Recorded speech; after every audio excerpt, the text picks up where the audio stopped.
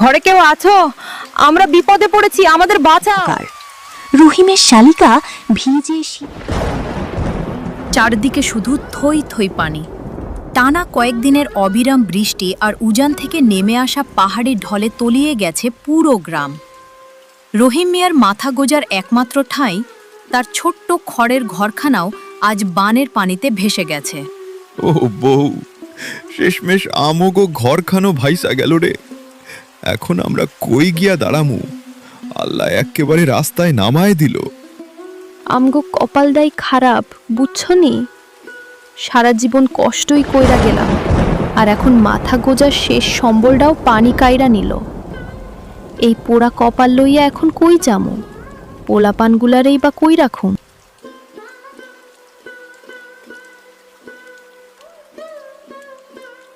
বাবা, ও বাবা, আমগো ঘর বাড়ি তো সব পানিতে তলাই গেছে। আমরা এখন কই যামু বাবা? আমগো খুব ক্ষুধা লাগছে। মা, আমার খুব ভয় করতেছে মা। চারদিকে খালি পানি আর পানি। আমরা কি আর কোনোদিন বাড়ি ফিরতে পারবো না? কান্দিস না মায়েরা আমার, কান্দিস না। তোদের বাবার জান থাকতে তোদের কিছু হইতে দিত না। আল্লাহ একটা ব্যবস্থা করব না। তুমি একখান কাম করো, তুমি আমগো বইনের বাড়ির দিকে যাও। তোমার বইনের বাড়ি? এই বন্যায় কি আর ওই বাড়ি খাড়ায় আছে বউ? আরে থাকবে না কা? গতবার বন্যার পরই তো ওরা অনেক মাটি কাইটা ঘরখান অনেক উঁচা কইরা উঠাইছে। পানির উপরে জুইত কইরা খাড়ায় আছে ঘরটা। ওর বাড়িতে লও যাই, অন্তত ছাওয়াল পাওয়ালডি লইয়া শান্তিতে কয়টা দিন থাকতে পারুম।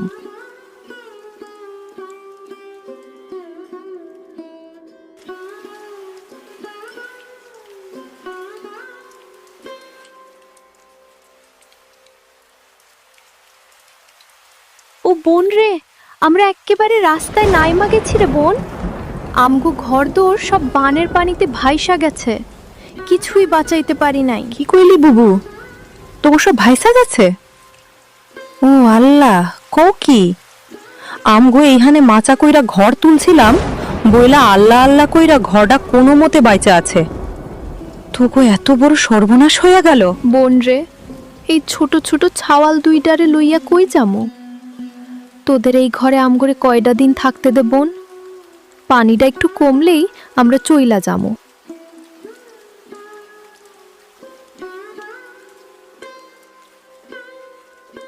না না, আমগো এই উঁচা বাসায় কোনো জায়গা টায়গা হইব না। নিজেদেরই থাকার জায়গা নাই, তার উপর আবার চার চারটা মানুষ।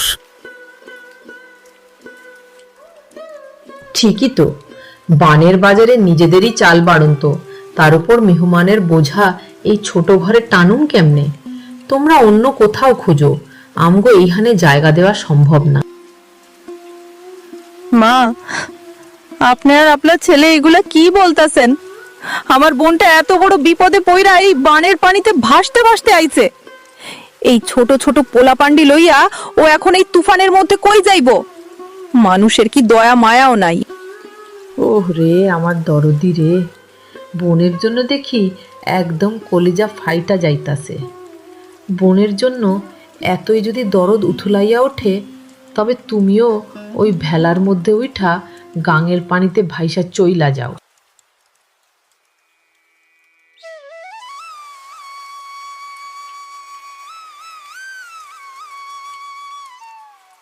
ও খুদা, শেষমেশ আমার আপন বোনটাও আমারে এইভাবে তাড়ায় দিল। ওর শাশুড়ি আমারে এত বড় কথা শুনাইল। এই মুখ লইয়া এখন আমরা কই যামু? মা, আমার খুব ঠান্ডা লাগতাছে মা। আমরা এখন কই যামু? আমাদের কি কোনো ঘর নাই? ও বউ, কান্দন থামাও। কান্দা কাটি করলে তো পথ পামু না। এখন একটু ভাইবা দেহ, আমরা এখন আসলেও কই যামু? চারদিকে তো খালি পানি আর পানি, কোনো বাঁধ বা আশ্রয় কেন্দ্র তো কাছে পিঠে দেখতাছি না।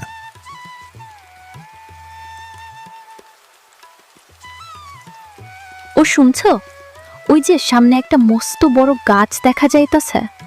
ওই গাছটার ডালপালা অনেক উঁচুতে আর মোটা। এক কাজ করি, লও আমরা ওই সামনের গাছটাতেই আশ্রয় নিই।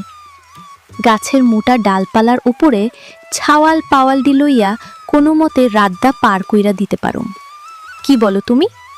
এই তুফানের মধ্যে ভেলা নিয়া ঘুইরা বেড়ানোর চেয়ে ওইটাই ভালো হইব। বউ, তুমি ঠিকই কইছ। এই মরণ ফাঁদ পানির চেয়ে ওই গাছের ডালই এখন আমগরে বাঁচাইতে পারবো। ল, আল্লাহর নাম লইয়া ওই গাছের দিকেই যাই।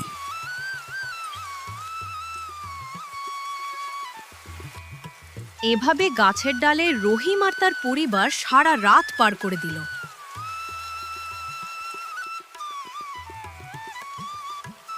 ও বউ, রাতটা তো কোনো মতে অনেক কষ্টে পার করলাম। গাছের ডাল আঁকড়ে ধইরা খোদার রহমতে জানটা বাঁচাইছি, কিন্তু এখন কেমনে কি করুম? এই পানির মধ্যে কই যামু? পোলা পান্ডি খাবেই বা কি? ও শুনছ, অমনে ভাইঙা পড়ো না। ওই দেখো, চারিদিকে বানের তোড়ে কত গাছের ডালপালা ভাইসা যাইতাছে, আর কত কচুরি পানাও ভাসতাছে। এক কাজ করলে কেমন হয়?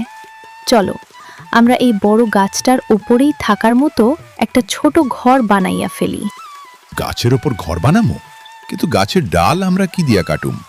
বানের টানে ঘর থেইকা তো একটা দাবটি পর্যন্ত সাথে আনতে পারি নাই। আরে ডাল কাটার তো দরকার নাই। এই যে পানিতে কত গাছের ডালপালা ভাঙা অবস্থায় ভাসতাছে, তুমি আর বড় মেয়ে ওইগুলা টোকাইয়া আনো। ওই ডালডি দিয়া গাছের ওপর শক্ত মাচা করবা, আর আমি ছোট মেয়েরে লইয়া কচুরিপানা কুড়ায় আনি। সেই কচুরিপানা দিয়া মাচার ওপর সুন্দর ছাদ আর বেড়া বানাইয়া ঘর তুলুম। বানের পানিতে ভেসে যাওয়া ডালপালা আর কচুরি পানা দিয়ে তারা বিশাল গাছটার মগডালে তৈরি করে ফেলল এক অদ্ভুত সুন্দর আর নিরাপদ আশ্রয়।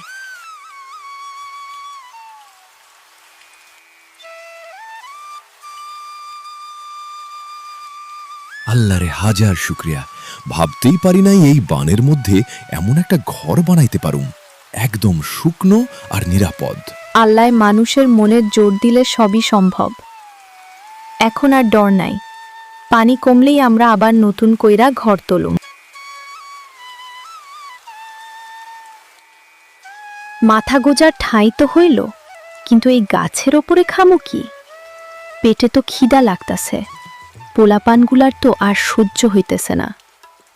আমরা এখন খাউনের সন্ধান কই পামু?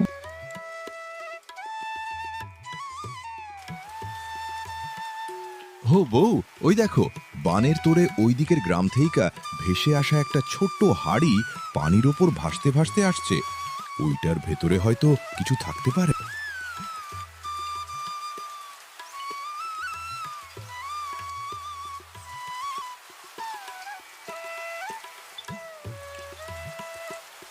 দেখো বউ, আল্লাহর কি অশেষ দয়া!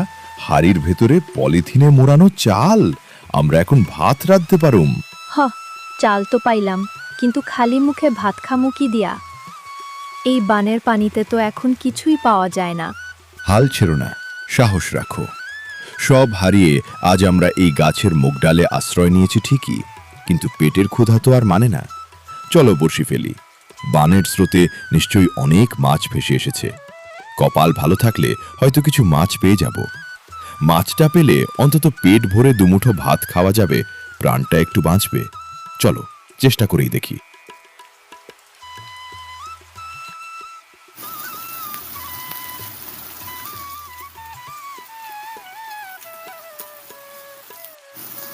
আজকের দিনে পিঠা বানাইলাম, কিন্তু আমার আদরের বোনটা যে এখন কই আছে, কি খাইতেছে, সেই খবর তো কেউ রাখলো না। ওই বানের পানির মধ্যেও নিশ্চয়ই উপোস কইরা আছে।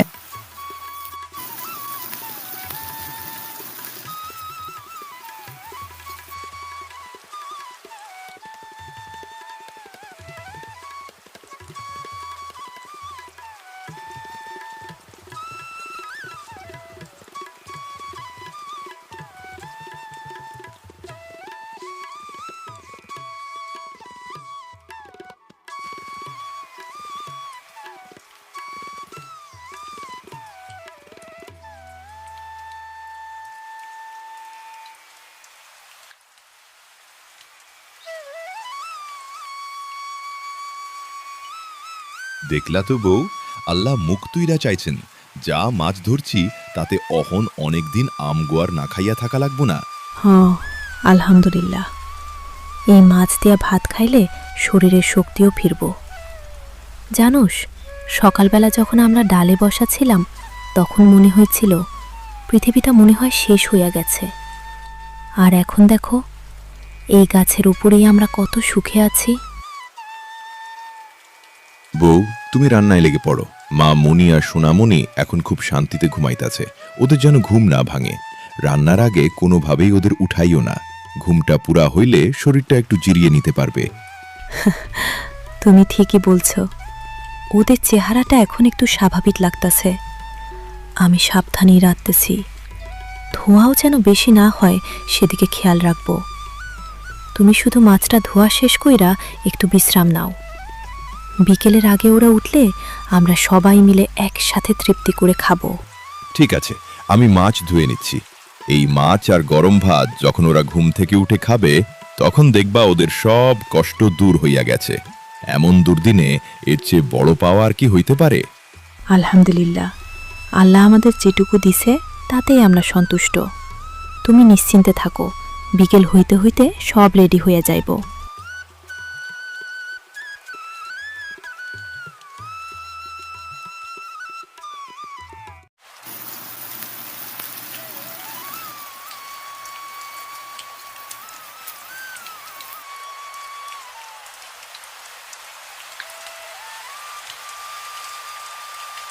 ও মা, ও মনি, ওঠো মা, অনেক ঘুমাইছো তো, এখন ওঠো।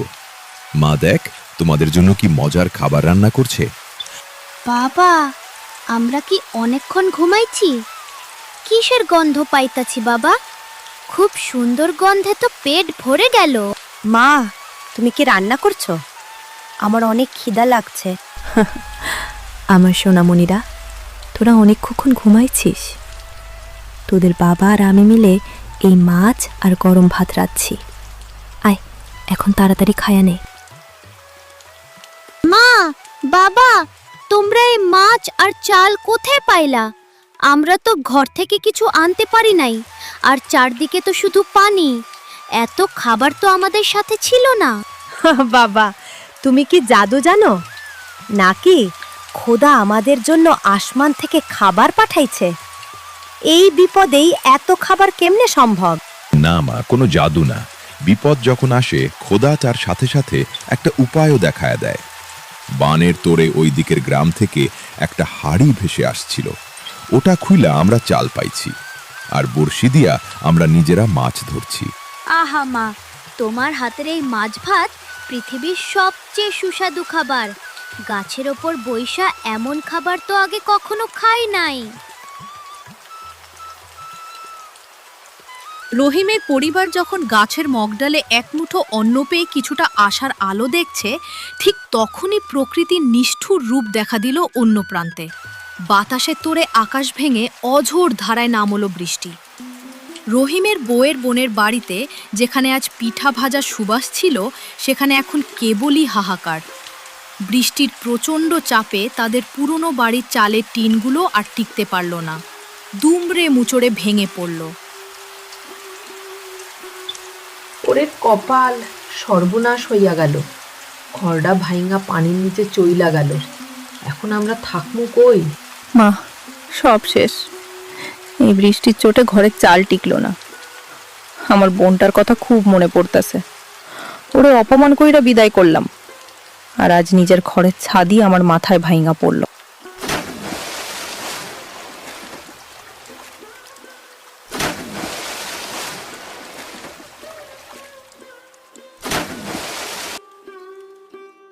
কেউ আছো? ঘরে কেউ আছো? আমরা বিপদে পড়েছি, আমাদের বাঁচাও। ঝুম বৃষ্টি আর অন্ধকার।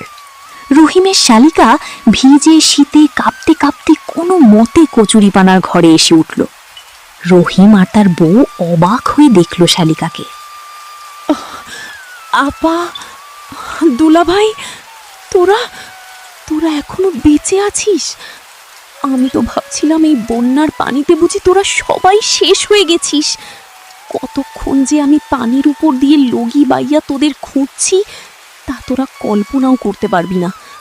আমি তো ভয়ে মরেই যাচ্ছিলাম যে তোদের আর কোনো দিনও দেখতে পাবো না। তুই কি করলি রে? এই বানের পানিতে সাঁতার কেটে এলি? তুই তো মরে যেতে পারতি। শাশুড়ি আর তোর স্বামী কই? তারা কই? আপা, আমাদের ঘরটা তো ভাঙ্গা গেছে। ওরা এখনো সেই ভাঙা ঘরের কোনায় জবুথবু হইয়া পইরা আছে। ওরা ভয়ে নড়তে পারতাছে না। আপা, আমি সাঁতার কাইটটা তোদের কাছে এই জন্যই আইছি, যদি তোরা আমাদের একটু আশ্রয় দিস। তুই যদি বলিস যে তোদের এই কচুরিপানার ঘরে আমরা আশ্রয় নিতে পারুম, তাইলে আমি আবার ফিরে গিয়ে ওদের এইখানে নিয়ে আসব। ওরা এখন একদম নিরুপায়, একটু আশ্রয় ছাড়া ওরা বাঁচতে পারবে না।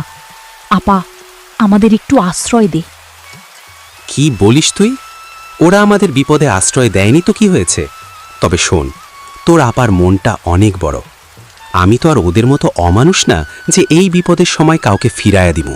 তুমি ঠিকই বলছো, রক্তের সম্পর্ক বলে কথা। তুই চিন্তা করিস না বোন, তুই ওদের নিয়ে আয়। আমাদের এই কচুরিপানার ঘরটা ছোট হইলেও আমাদের ভালোবাসা বড়। তুই চল, জলদি ওদের নিয়ে আস।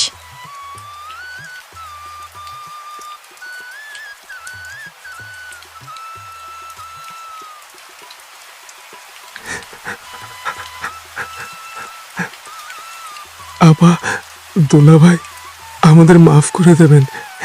এমন দুর্যোগের দিনে আপনারা যে আমাদের আশ্রয় দিয়েছেন, সেই ঋণ আমরা কোনো দিন শোধ করতে পারবো না।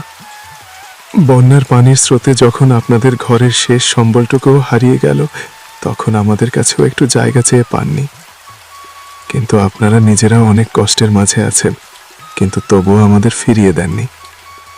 আপনারা ঠিকই বুঝেছিলেন আমাদের কতটা প্রয়োজন ছিল। আজ যখন নিজেরা সবকিছু হারিয়ে পথে বসেছি, তখন আপনাদের এই দান আমাদের বেঁচে থাকার নতুন আশা যোগাচ্ছে। আরে পাগল, তোমরা এসব কি বলছো? কান্নাকাটি থামাও তো আগে। আমাদের মাফ চাওয়ার কি আছে? বিপদের সময় আপনজনই তো আপনজনের পাশে দাঁড়াবে, এটাই তো নিয়ম। সব হারিয়ে ফেলেছি বলে মন খারাপ করো না। জীবন থাকলে আবার সবকিছু গুছিয়ে নেওয়া যায়। শোন, যতক্ষণ না এই বন্যার পানি নেমে যাচ্ছে এবং পরিস্থিতি স্বাভাবিক হচ্ছে, তোমরা একদম কোথাও যাবে না। তোমরা এখানেই থাকবে। আজ থেকে এটাই তোমাদের ঘর। আমাদের আর তোমাদের মধ্যে তো আলাদা কিছু নেই। এখানে তোমরা নিশ্চিন্তে থাকো। তুমি বরং শান্ত হয়ে বসো, আমি গিয়ে কিছু খাবার নিয়ে আসছি।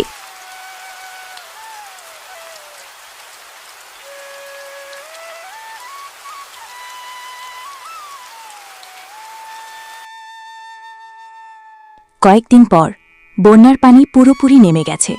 কাদা আর আবর্জনায় ভরপুর গ্রামটি আবার জেগে উঠেছে। এতদিন এক ছাদের নিচে সবাই মিলে যে বিপদের দিনগুলো পার করেছে, পরিস্থিতি স্বাভাবিক হবার সাথে সাথে সবারই এখন নিজের ঘরে ফেরার পালা। তোরা সবাই আবার নিজেদের ঘরে ফিরে যাচ্ছিস, মনটা একটু খারাপ লাগছে। এতদিন সবাই একসাথে ছিলাম, বিপদটা টের পেতে দেইনি একে অপরকে। আপা, তুই যদি সেদিন আমাদের জায়গা না দিতে, তবে যে কি হতো তা ভেবেই এখন গা শিউরে ওঠে। তুই আর দুলাভাই আমাদের যা দেখালি তা সারা জীবন মনে থাকবে। দুলাভাই, ওই দিনের পর থেকে আমি বুঝতে পেরেছি বিপদে মানুষের পাশে দাঁড়ানোর মানে কি। ঘর তো ভাঙা, কিন্তু এখন মনোবল অনেক শক্ত। আপনাদের ঋণ আমরা কোনো দিন শোধ করতে পারবো না। ঋণী কিসের? আমরা সবাই আত্মীয়। ঘর ভেঙেছে ঠিক আছে, কিন্তু আবার নতুন করে সব গুছিয়ে নেওয়া যাবে। সাবধানে থাকিস তোরা। কোনো দরকার হলে বা বিপদে পড়লে দেরি করবি না, সাথে সাথে আমাদের জানাবি। আল্লাহ তোদের ভালো করুক বাবা। আমরা আমাদের ঘরেই ফিরলাম। তোরা ভালো থাকিস। আব্বা, ও আব্বা, আমাদের নতুন ঘরটা কি দারুণ হয়েছে না? আগের ভাঙা ঘরের চেয়ে এটা অনেক বেশি সুন্দর, একদম রাজকীয়। আমাদের খুব ভালো লাগতেছে নতুন এই ঘরে থাকতে। কিন্তু আব্বা, আমাদের ওই পুরনো কচুরিপানার ঘরটা কি আমরা ভাঙা ফেলবো? ওটা তো এখন নষ্ট হয়ে গেছে, ওটার কি আর কোনো দরকার আছে? মেয়েরা তো ঠিকই বলছে, নতুন ঘর যখন হইছেই তখন ওই কচুরিপানার জঙ্গলটার ভেতরে আর ওই ভাঙা ঘরটা রাইখা কি লাভ? ওটা তো এখন দেখতেও বিশ্রী লাগে, বরং ভাঙাই ফেলো। না গো, ওটা ভাঙা যাবে না। ওই ঘরটা তো 8-10টা সাধারণ ঘরের মতো না। ওই ঘরটা আমাদের বিপদের দিনের পরম বন্ধু। যখন চারিদিকে পানি আর অন্ধকার ছিল, যখন আমরা সব হারিয়ে নিঃস্ব হয়ে গিয়েছিলাম, তখন ওই ঘরটাই আমাদের মাথা গোজার ঠাঁই দিয়েছিল। ওটা আমাদের বাঁচিয়েছিল। তাহলে ওইটা কি এভাবেই পইরা থাকবে? কেউ কি আর ওখানে থাকবে না? ওই ঘরটা ওইভাবেই থাক মা। ওটা আমাদের বিপদের দিনে সাক্ষী হয়ে থাকুক। পরের বছর বর্ষা আসলে যখন আবার মেঘের গর্জন শুনব আর পানি বাড়তে দেখব, তখন আমরা আবার ওই ঘরেই আশ্রয় নেব। ওই ঘরটা শুধু ঘর না রে মা, ওটা আমাদের বেঁচে থাকার লড়াইয়ের প্রতীক। বিপদের দিনে মানুষকে যারা আশ্রয় দেয় তাদের অবহেলা করতে নেই। ওই ঘরটা আমাদের আগামী দিনের ভরসা হয়ে টিকে থাকুক।